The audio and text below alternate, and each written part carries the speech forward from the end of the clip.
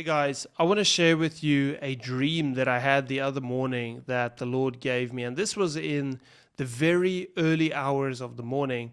And it was upon waking, I had this dream, and it was so vivid, so clear, but it was also so brief. It was almost like a series of visions, almost like a snapshot that I have of three things taking place. And as the Lord revealed this to me in this dream, politics in the time and era that we live in is pretty much at a knife's edge.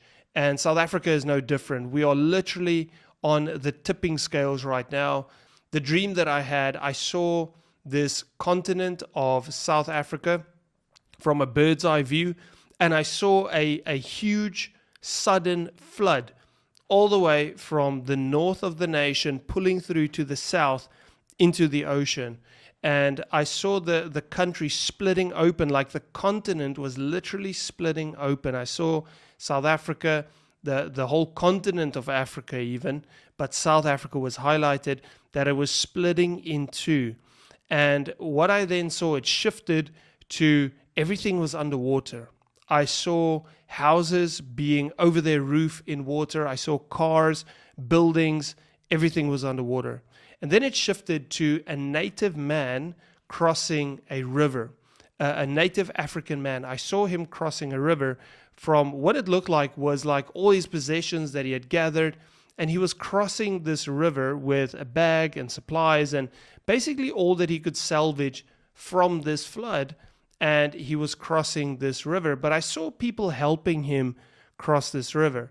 Now, when I woke up, this happened in the early hours of the morning, just a few days ago, which was still in August 2025. And as I was praying about this, I got the following nudges from the Holy Spirit, but I also heard his voice so clearly on a few things. And the first impression that I got was that a nation divided will not stand, but only when we work together will we be able to reunite the nation.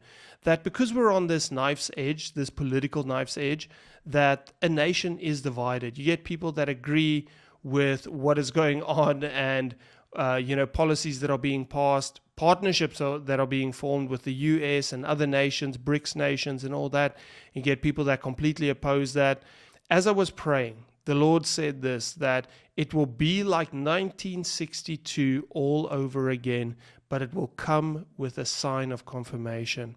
There's a great shaking coming to this nation to the degree of 1962. That was the year that Nelson Mandela, one of our former presidents, great icons of South Africa and international leaders, that he was sent to prison in 1962. And here's another thing. He was sent in August 1962. I had the dream in August 2025. So Nelson Mandela was arrested near Howick in Natal here in South Africa, sentenced to 5 years in prison for organizing an illegal strike and leaving the country without valid travel documents. He was on his way to Addis Ababa to rally support for the African National Congress militant wing. Another very important thing that happened in 1962, and this was very negative, obviously, for South Africa, but very transformational as well. A very tough time in South Africa. Now, I'm sharing these things. I by no means agree with what we went through as a nation, okay? I'm reporting on what happened in 1962. So as I said, when we hear these things, hear these dreams, pray about it, take it to the Lord, and always see it through the lens of the eyes of Jesus. Us as Christians must have a biblical worldview, must see things through the eyes of Jesus. What would Jesus do? How would Jesus pray? How would Jesus respond?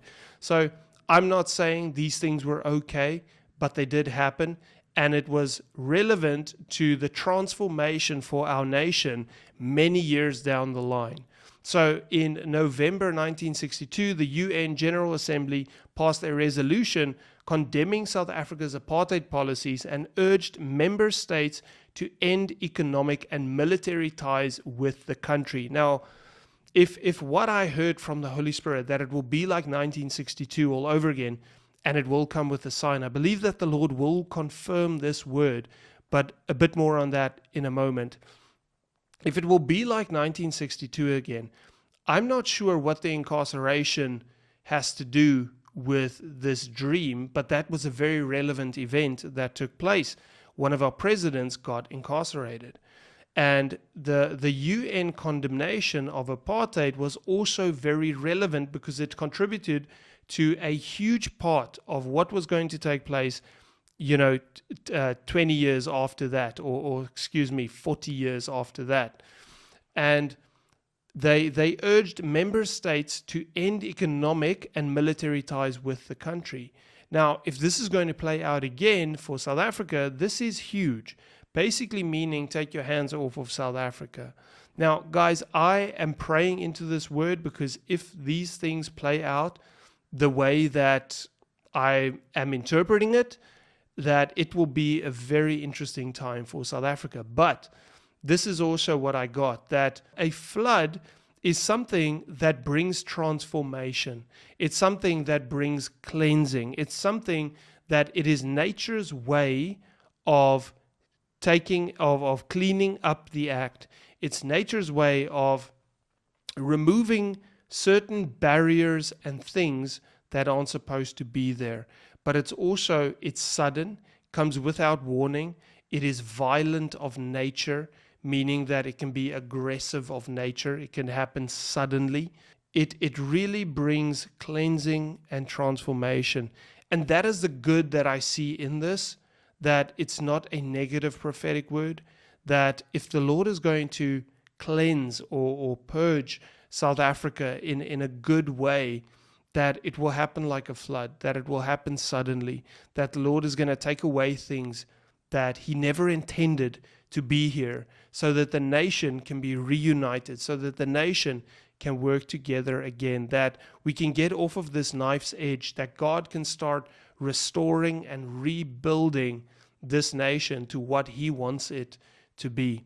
So guys, if history is going to repeat itself, I believe that God is going to bring a sign to confirm that. As he said, as I was praying about this, it's going to be 1962 all over again, but it will come with a sign.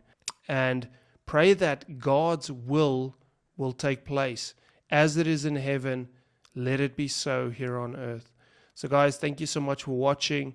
Please pray for South Africa, pray for the leaders, and pray for your nation as well. God bless you. Thank you for being here, and I'll see you next time.